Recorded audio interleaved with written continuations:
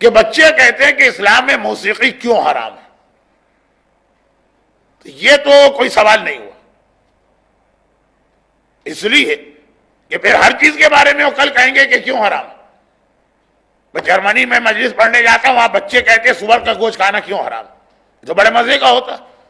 اور امریکہ جاتا ہوں، وہاں بچے کہتے ہیں شراب پینا کیوں حرام ہے، پہلے بیئر کے بارے میں پوچھتے ہیں، جو وہاں کے ہر فٹ بال اسٹیڈیم کے ہر اسپیکٹیٹر یا تماشائی کے ہاتھ میں کین ہوتا، پھر خاص شراب کے بارے میں پوچھتے ہیں۔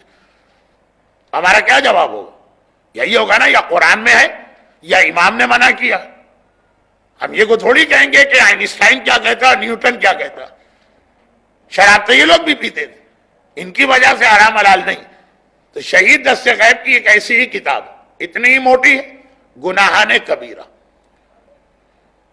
یہ ہر گھر میں ریفرنس بک کے طور پہ ہونا چاہیے، جیسے ٹیلی فون ڈائریکٹری گھروں میں ہوتی ہے اور جیسے ڈکشنری گھروں میں ہوتی ہے۔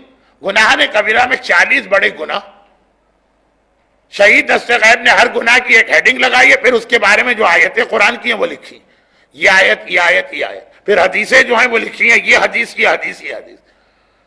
تو کوئی شراب کے بارے میں پوچھے، آپ کتاب اٹھائیے اور فہرست پڑھیے، 6واں 7واں گناہ شراب ہے، وہ کھول کے دیکھیے، ساری آیتیں حدیثیں آپ کے پاس۔ 16واں گناہ گانا ہے، کھول کے دیکھیے 16واں گناہ گانا، ساری آیتیں ساری حدیثیں آپ کو ایک جگہ ملیں گی۔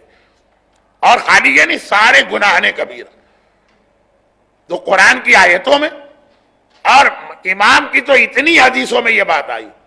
پیغمبر نے فرمایا اللہ نے مجھے دنیا میں بھیجا ہی اس لیے تاکہ آلات موسیقی کو توڑوں اور دنیا سے گانے کا خاتمہ کروں۔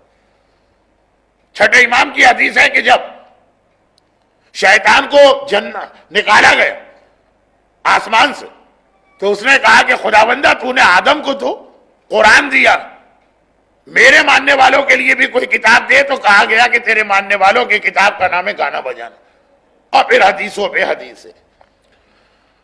دیکھیے ابھی کل کے ہی سوالات پورے نہیں ہوئے اور آج کے سوالات، ہاں آج کے وہ 2 سوال، ایک نفس زکیہ اور ایک حضرت موسیٰ چرواہا گھوڑے سوار قتل چوری، وہ 2 کے جواب تو آ گئے، لیکن جو اصل سوالات ہیں وہ ابھی تک جمع